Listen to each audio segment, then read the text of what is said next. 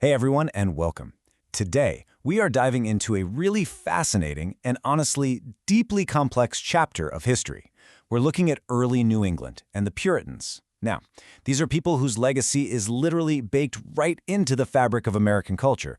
But as we're going to see in this explainer, the reality of their supposed utopia is way more surprising, a lot more contradictory, and in many cases, much, much darker than the standard stories we're usually told. So, let's just jump right in.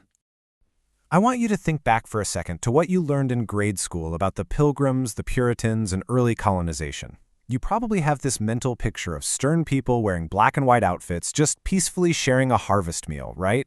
Well, today we are busting those myths wide open. We're going to examine their actual motivations, the harsh realities they faced, and the violent conflicts that totally define this era.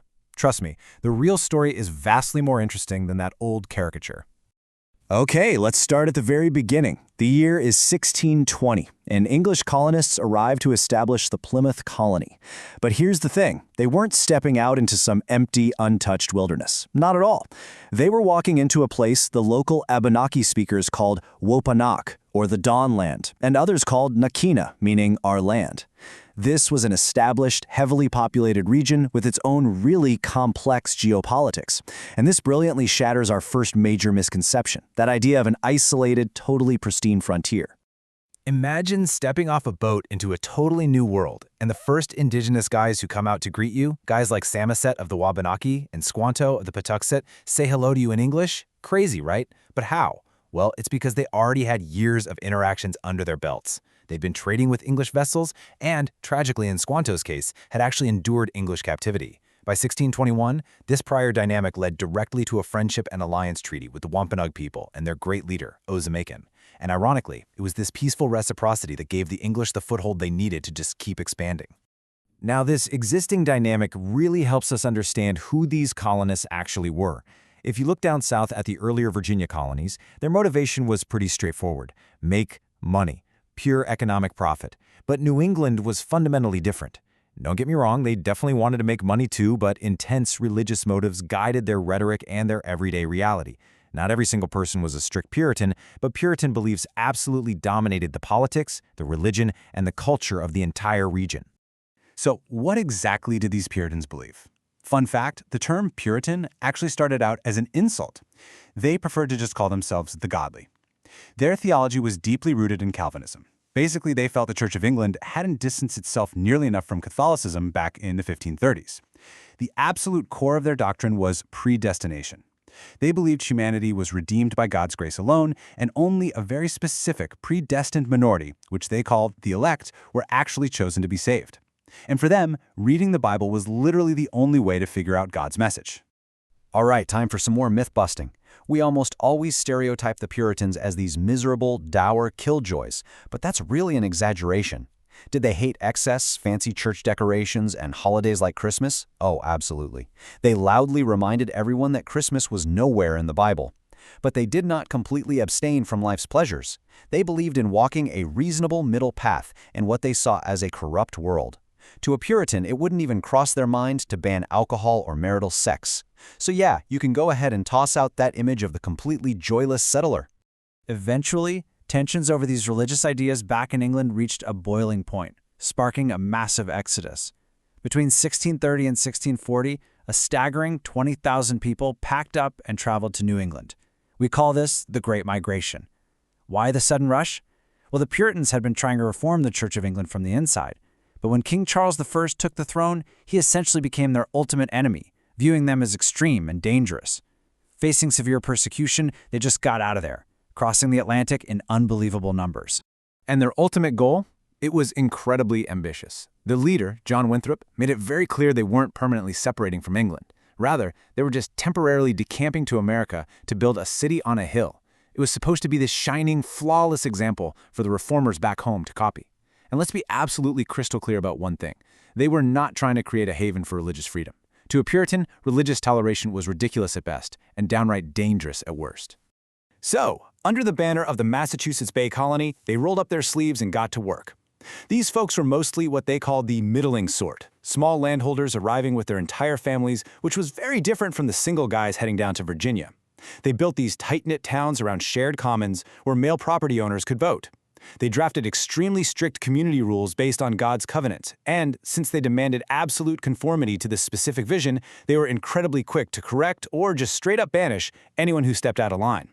Famously, they exiled dissenters like Anne Hutchinson and Roger Williams without a second thought.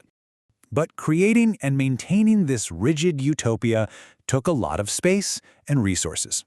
And this brings us to a much darker reality. The remarkable health and stability these Puritans enjoyed wasn't just because they had a strong work ethic or a nice climate. It was built on a profoundly dark foundation that we absolutely have to talk about to understand the full picture. The devastating truth is that up to 90% of the region's Native American population had just been wiped out by a lethal smallpox pandemic in the 1610s, followed by other terrible epidemics. So when the Puritans arrived, they weren't conquering an empty frontier. They were encountering the stunned survivors of a massive biological catastrophe. This unimaginable scale of death eliminated a huge amount of potential resistance to English expansion, and it completely upended the balance of power in the region. Another incredibly dark piece of this so-called utopia is its deep connection to slavery. Because New England's climate didn't allow for massive plantation agriculture, we often get this mistaken idea that slavery just wasn't part of their story. That is entirely false. Enslaved Africans were brought to Massachusetts as early as 1638, literally on a ship called Desire. By the 17th century, over 1,000 enslaved and free Africans lived there. On top of that, Puritan merchants generated huge wealth by supplying provisions to the brutal sugar plantations down in the Caribbean. Their economy was completely tied into the Atlantic slave trade. As these colonies kept pushing outward, relations with native peoples rapidly broke down into the brutal Pequot War. Back in the 1630s, there was this really intense competition over natural resources, especially these prized clamshells used to make wampum. Tensions totally boiled over when the Pequots killed 2 English traders. The English retaliated by allying with the Narragansetts and Mohegans, and then, in May of 1637, an armed group of Puritans, literally calling themselves the Sword of the Lord, marched straight into Pequot territory. And it all came to a horrifying head with the Mystic Massacre of 1637. What happened was, the Puritans actually set the entire Mystic community on fire, intentionally trapping the inhabitants inside. As Pequot men, women, and children desperately tried to escape the flames, Puritan soldiers were just waiting outside with swords and guns. It was an act of total devastation. The explicit goal was to completely wipe out a rival power. The sheer numbers from the Mystic Massacre and the weeks that followed are just horrific. Between 400 and 700 people died in that fort alone. In less than 2 months, the English actually boasted that 1,500 Pequot have been slain or driven out. And those who survived and didn't flee, they were captured, enslaved, and handed out to New England households or shipped off to be sold in the Caribbean. Yes, this brutal violence gave the English colonies the security they needed to expand, but it absolutely shatters any illusion that this was some peaceful, purely godly utopia. So, taking a step back, did the Puritans actually succeed in their mission? Materially? Yeah, for sure. But spiritually? That's a totally different story. The founders wanted this perfectly unified society locked into strict religious covenants. But ironically, their very success, their good health, booming population, and massive economic prosperity is exactly what undermined their original vision. People started spreading out, towns got more diverse, and religious pluralism slowly began to wash away the strict conformity of that very first generation. And you can imagine, the original Puritan leaders were practically pulling their hair out over this. They blamed it all on the younger generation. It actually created a whole new genre of literature called the Jeremiad. Basically, these were intense, fiery sermons lamenting how far New England had fallen from the virtuous path. Leaders like Increase Mather were constantly complaining that the youth had corrupted the great work of the founders. But honestly, all the sermons in the world couldn't stop the cultural shifts that came with prosperity. Ultimately, the change was just unavoidable. By the early 1700s, those holidays they used to ban were being openly celebrated. Picture this, it's Christmas, 1711, and the famous Puritan minister Cotton Mather is absolutely horrified to discover that young people from his very own church are throwing a Christmas party. He called it a frolic, a reveling feast, and a ball, and saw it as proof of their total corruption. The rigid, unforgiving vision of the 1630s had literally transformed into teenagers throwing holiday dance parties less than a century later. So, the Puritans might have failed to maintain their flawless city on a hill, but that unique mix of lofty ideals, super community-focused governance, and intense drive for prosperity And yes, the incredibly brutal realities of their expansion, it all left a permanent mark on society.